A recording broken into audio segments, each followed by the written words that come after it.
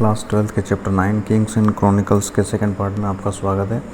Part 1 में हमने इस क्रॉनिकल्स वर्ड के मीनिंग को समझा था और इसका मतलब था कि मुग़ल एम्पायर के टाइम पर जो हिस्टोरियंस थे जो उनके मुग़ल एम्परर्स की हिस्ट्री को नोट किया करते थे, लिखा करते थे कोर्ट के अंदर, उन्होंने जो भी हिस्ट्री से रिलेटेड वर्क किया है उसको हम क्रॉनिकल्स कहते हैं। ये एक क्रोनोलॉजिकल ऑर्डर में लिखा गया था, इसमें टाइम की सीक्वेंस थी, इसलिए इसको क्रॉनिकल्स कहते हैं। अब अकबर के बारे में जानने का एक बहुत बड़ा सोर्स है Akbarnama. It is also a type of chronicles and it was created by Abul Fazal. Abul Fazal ने इसको लिखा था। Abul Fazal was a very learned person. उनको कई सारी लैंग्वेजेस जैसे अरेबिक और पर्शियन लैंग्वेज का बहुत डेप्थ में नॉलेज था। इसके अलावा ग्रीक फ़िलोसॉफ़ी के बारे में उनको नॉलेज था और सूफिज़म में भी वो बिलीव करते थे। तो इस तरह से ये जो पर्सनालिटी थी इसमें काफ़ी सारी क्वालिटीज़ थी और इसी वजह से Akbar was very impressed with Abul Fazal और उन्होंने उनको अपना एडवाइज़र और स्पोक्स पर्सन भी बनाया हुआ था।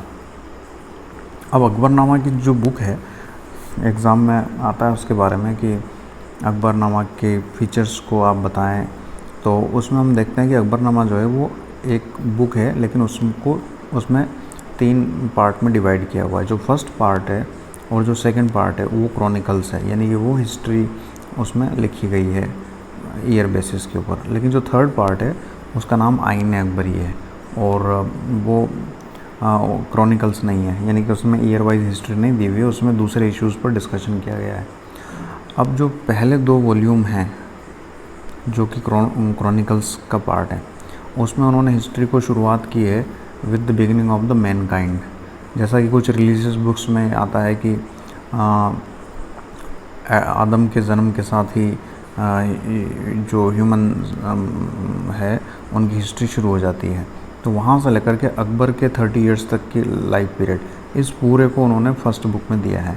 इसके बाद सेकंड वॉल्यूम उन्होंने शुरू किया है और वो अकबर के जो रूलिंग टाइम है वो 1601 पर जाकर के ख़त्म होता है। ठीक है, तो 46 इयर्स का टाइम पीरियड उसके अंदर दिया हुआ है।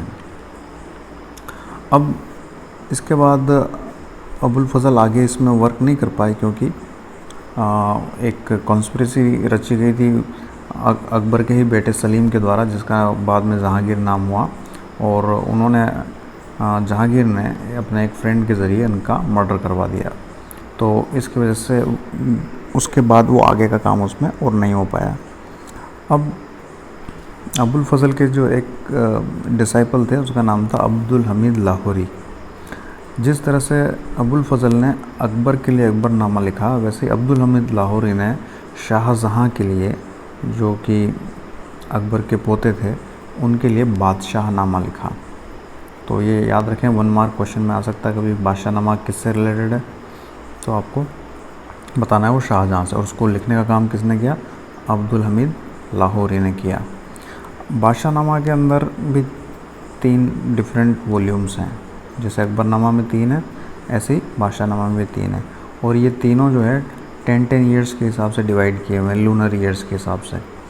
और उसमें लाहौरी जो है वो फर्स्ट और सेकंड दफ्तर को उन्होंने जो शाहजहाँ का रूल था उसके हिसाब से लिखा है। जो भी डिटेल उन्होंने दी है उसको बाद में थोड़ा सा रिवाइज़ किया है सादुल्ला खान ने। सादुल्ला खान जो थे वो शाहजहाँ के वज़ीर थे।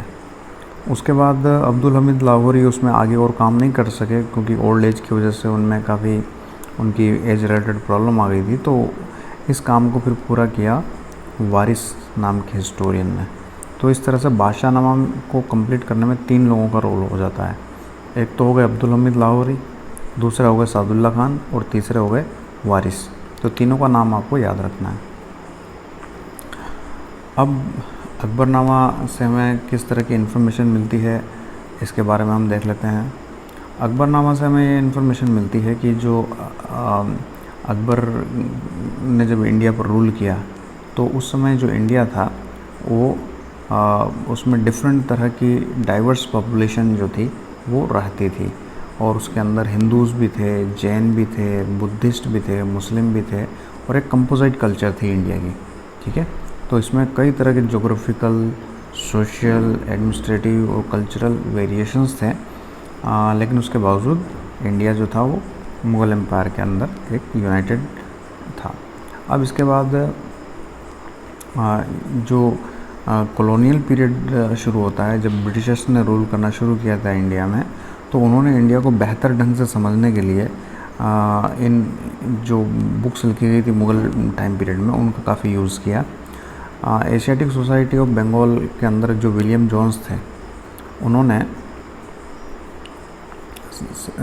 1784 में काफ़ी सारी जो यहाँ की मैन्युस्क्रिप्ट्स थी उनको ट्रांसलेट किया था इंग्लिश के अंदर, इंडियन मैन्युस्क्रिप्ट्स को। उसमें काफ़ी सारी बुक्स ऐसी थी जो मुग़ल एम्पायर के टाइम पर लिखी गई थी। और जो अकबरनामा है, इवन उसका भी ट्रांसलेशन हुआ, और ये ट्रांसलेशन हुआ 20th सेंचुरी की बिगनिंग में। इसको किया था हेनरी बेवरेज ने। ये 1 मार्क क्वेश्चन में कभी कभी आता है कि अकबरनामा को इंग्लिश में ट्रांसलेशन का काम किसने किया, तो वो हेनरी बेवरेज ने किया। ठीक है, चलिए अब एक ये कॉन्सेप्ट दिया हुआ है डिवाइन लाइट का, इसको हम थोड़ा समझते हैं। साथ में पिक्चर भी दिया गया है, इसको भी आप देखेंगे, इससे समझ में आएगा। अबुल फजल जो थे वो बताते हैं कि उन्होंने ये कॉन्सेप्ट जो था, जो शिहाबुद्दीन सोहरावर्दी ने दिया था, एक इरानियन सूफ़ी थे शिहाबुद्दीन सोहरावर्दी। उन्होंने ये कॉन्सेप्ट दिया था कि जो गॉड है उसकी डिवाइन लाइट किंग के ऊपर आती है, और फिर किंग जो है, किंग से वो लाइट कॉमन मैन तक जाती है, और इस तरह से ये एक हायरार्की बनती है। यानी कि सबसे टॉप पर तो गॉड है, गॉड से वो जो भी डिवाइन लाइट है वो किंग तक आती है, और किंग से फिर उसका फ़ायदा उसकी सब्जेक्ट यानी कि प्रजा को मिलता है। ठीक है, तो इस तरह की पेंटिंग्स डिज़ाइन की गई जिसमें उस डिवाइन लाइट को दिखाया जाता था। फॉर एग्ज़ाम्पल यहाँ पर आप एक पिक्चर देख रहे हैं, तो इस पिक्चर में आप देखें कि जो किंग है उसके सिर के आसपास एक बहुत ही लाइटेड एरिया, एक सर्कल बनाया हुआ है। ठीक है, और ये यही शो करता है कि जो किंग है उसके ऊपर कहीं ना कहीं गॉड की ब्लेसिंग्स हैं, और गॉड की ब्लेसिंग्स ये डिवाइन लाइट को शो करती हुई है।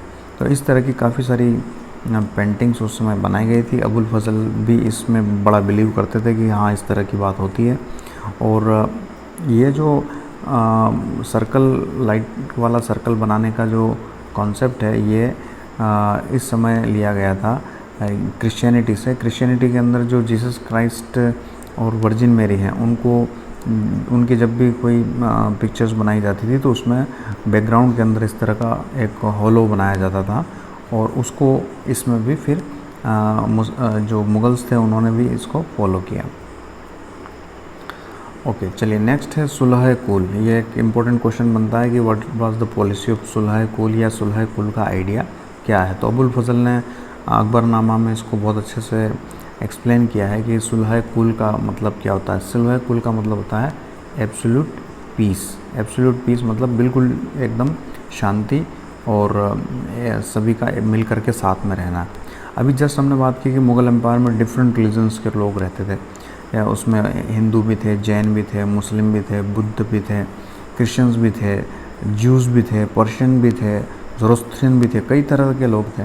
तो उनके बीच में सुलह कुल की पॉलिसी का लगाने का मतलब ये था कि सारे लोग जो हैं वो मिल करके सब साथ में रह सकते हैं, उनको फ्रीडम है अपने अपने रिलीजन को फॉलो करने की, जैसे आज हमें मिली हुई है। उसी तरह से मुग़ल एम्पायर में अकबर के टाइम पर इसको पॉलिसी को फॉलो किया गया, लेकिन कंडीशन ये थी कि कोई भी दूसरे रिलीजन को किसी तरह से नुकसान नहीं पहुंचाएगा। तो सुलह कुल की पॉलिसी उस समय अडॉप्ट की गई। अब सुलह कुल की पॉलिसी को अडॉप्ट करने के और भी डिफरेंट मेथड्स लगाए गए, और उसमें देखा गया कि जो मुग़ल कोर्ट थी, जो मुग़ल ऑफिसर्स थे, उसमें कई डिफरेंट कैटेगरीज़ के, डिफरेंट बैकग्राउंड के लोग थे। उसमें ईरानीज़ भी थे, तुरानीज़ भी थे, अफ़गान भी थे, राजपूत भी थे, और दक्कनीज़ भी थे, यानी कि साउथ से। तो उन सबको जो कि डिफरेंट बिलीव्स को मानने वाले हैं, डिफरेंट रेसेस से बिलोंग करते हैं, उनके बीच में किस तरह से पीस के साथ वो को एग्जिस्टेंस कर सकते हैं। तो that was because of Sulh कुल पॉलिसी। अकबर की जो पॉलिसी थी कि हम सब मिल कर के पीस के साथ रह सकते हैं, इसका क्रेडिट इसे जाता है। ठीक है, इसके लिए और आगे भी अकबर ने स्टेप्स लिए। अकबर ने 1563 में एक टैक्स लगता था पिलग्रिमेज टैक्स, उसको ख़त्म कर दिया। जो हिंदू या दूसरे रिलीजन के लोग अपनी तीर्थ यात्रा पर जाते थे उनको टैक्स देना पड़ता था, उसको एबॉलिश कर दिया। इसी तरह से 1564 में जिजिया नाम का टैक्स जो था उसको भी ख़त्म कर दिया। जिजिया नाम का टैक्स लगता था जो भी नॉन मुस्लिम थे उनके ऊपर, उनको टैक्स देना पड़ता था। तो 1564 में अकबर ने इसे ख़त्म कर दिया और इस तरह से रिलीजियस डिस्क्रिमिनेशन को ख़त्म किया, जो कि सुलह कुल की पॉलिसी का एक पार्ट था। ठीक है, अब जितने भी जो मुग़ल एम्परर्स हुए मोस्टली सभी ने जब भी किसी वजह से कोई रिलीजियस प्लेस जो था उसका डैमेज हो जाता था तो उसको रिपेयरिंग के लिए वो फिर बाद में अपने खजाने से पैसे भी दिया करते थे। ऐसा कई बार हुआ, शाहजहाँ के टाइम, इवन औरंगज़ेब के टाइम भी हुआ कि जब कोई टेंपल वगैरह टूट गया या लड़ाई में कहीं नुकसान हुआ तो उनको रिपेयरिंग के लिए गवर्नमेंट की तरफ से, मुग़ल एम्परर की तरफ से पैसा दिया जाता था। चलिए अब नेक्स्ट बात करते हैं sovereignty as a social contract. Abul Fazal ये कहता है कि राजा जो है उसके पास इतनी पावर क्यों है, इतनी सोवर्निटी क्यों है, राजा इतनी सोवर्निटी कहाँ से लाता है। ठीक है, उस पावर को यूज़ करने के पीछे क्या वजह है। तो अबुल फजल इसको एक्सप्लेन करता है एज अ सोशल कॉन्ट्रैक्ट, कि राजा और उसकी जो सब्जेक्ट है, उसकी जो प्रजा है, उनके बीच में एक तरह का समझौता है। और वो समझौता ये है कि राजा जो एम्परर है, मुग़ल एम्परर, वो लोगों की 4 चीज़ों को प्रोटेक्ट करता है। एक तो लाइफ, उनकी लाइफ को प्रोटेक्ट करता है, एक उनकी प्रॉपर्टी को प्रोटेक्ट करता है, फिर उनके ऑनर को और उनके फेथ को, यानी कि उनके रिलीजन वगैरह को प्रोटेक्ट करता है। तो जब वो ऐसा करता है तो इसके बदले में उसको कुछ मिलना भी चाहिए। तो वो ये डिमांड करता है कि एक तो उसकी बातों को फॉलो किया जाए, ओबीडियंस। ठीक है, दूसरा जो भी रिसोर्सेज उनको शेयर किया जाए, यानी कि जो भी इनकम होती है उसमें वो टैक्स देंगे। ठीक है, तो इस तरह से एक तो लोगों को ये कहा जाता है कि वो राजा के जो ऑर्डर्स उनको फॉलो करेंगे, दूसरा अपना जो भी वो इनकम करते हैं तो उसका शेयर टैक्स के रूप में किंग को देंगे। ठीक है, इस तरह से ये एक कॉन्ट्रैक्ट है between the king and the subjects.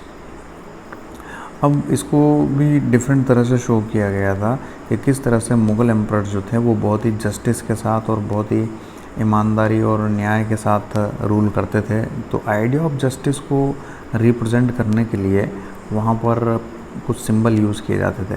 For example वहाँ पर यूज़ किया जाता था या तो पेंटिंग के अंदर एक लॉयन यानी कि शेर बनाते और उसके साथ या तो एक गाय या फिर एक लैम्ब या गोट, कभी कभी मतलब एक साथ शेर के साथ या तो काऊ यानी कि गाय बना देते या फिर कोई गोट बना देते, बकरी बना देते और वो दोनों एक साथ बैठे हुए हैं। ऐसे कई पिक्चर्स मिले हैं। हाँ, ये जस्ट आप नीचे एक पिक्चर देख सकते हो, इसमें अकबर और जहांगीर ये दोनों मिल रहे हैं और नीचे यहाँ पर लॉयन है और यहाँ पर एक बकरी भी बैठी हुई है, ये साथ में बैठे हुए हैं। तो ये इस तरह से दिखाया जाता था कि किस तरह से मुग़ल एम्पायर के टाइम पर कोई डिस्क्रिमिनेशन नहीं होता और सब बिना डर के एक साथ रह सकते हैं, चाहे वो लॉयन हो या काऊ हो। अब बात करते हैं वहाँ की कैपिटल्स की। डिफरेंट टाइम पर डिफरेंट कैपिटल्स मुग़ल्स ने बनाई। बाबर ने जब रूल किया उस समय कैपिटल आगरा थी। उसके बाद अकबर ने उस आगरा कैपिटल में रेड सैंडस्टोन से लाल किला बनवाया था। 1570s के बाद अकबर ने फतेहपुर सीकरी को अपना कैपिटल बनाया और उसके पीछे शायद वजह ये थी कि फतेहपुर सीकरी जो था वो अजमेर वाले रास्ते पर था और अजमेर वाले रास्ते पर होने से जो शेख मोइनुद्दीन चिश्ती की फ़ेमस दरगाह थी अजमेर के अंदर, वहाँ अक्सर अकबर जाता था। ये 14 टाइम्स अपने लाइफ टाइम में वो वहाँ पर गए थे, तो इसलिए शायद उन्होंने फतेहपुर सीकरी को अपना कैपिटल बनाया और वहाँ पर उन्होंने गुजरात की विक्ट्री को की याद में एक बुलंद दरवाज़ा भी बनवाया। नीचे आपको पिक्चर में दिखाई दे रहा है ये बुलंद दरवाज़ा, ये बनवाया। ठीक है। अब 1585 में फिर से कैपिटल को चेंज किया गया। इस बार कैपिटल बना दी गई लाहौर में, जो इस समय पाकिस्तान के अंदर है। ऐसा इसलिए किया गया क्योंकि वो वेस्टर्न साइड में थोड़ा सा अपना कंट्रोल ठीक से करना चाहते थे और वहाँ के एरिया को प्रोटेक्ट करना चाहते थे, क्योंकि बार बार पर्शिया से वहाँ पर अटैक होने का ख़तरा रहता था, इसलिए लाहौर को कैपिटल बनाया। बाद में 1648 के अंदर जो शाहजहाँ थे, उन्होंने दिल्ली के अंदर शाहजहानाबाद नाम से एक नया सिटी डिज़ाइन किया और उसको अपना कैपिटल डिक्लेयर किया। वहाँ पर जामा मस्जिद भी बनी, वर्ल्ड फेमस, रेड फोर्ट भी बना, और वहाँ पर चांदनी चौक, या भी नाम आपने सुने होंगे सारे, रेड फोर्ट, जामा मस्जिद और चांदनी चौक, ये सब उस समय उन्होंने बनाए और कैपिटल को ट्रांसफ़र कर दिया गया शाहजहानाबाद में। चलिए ये कुछ क्वेश्चन इनको सॉल्व करेंगे आप लोग। Write an account on the Akbarnama and Badshahnama. What was the concept of फरेज़ादी एक्सप्लेन बाय अबुल फजल। वो फरेज़ादी जो है वो डिवाइन लाइट के बारे में। Explain the idea of Sulh कुल, और name the cities which were made capital by Mughal emperors at different times. Explain the main features of Fatehpur Sikri and Shahjahanabad. Okay, thanks for watching.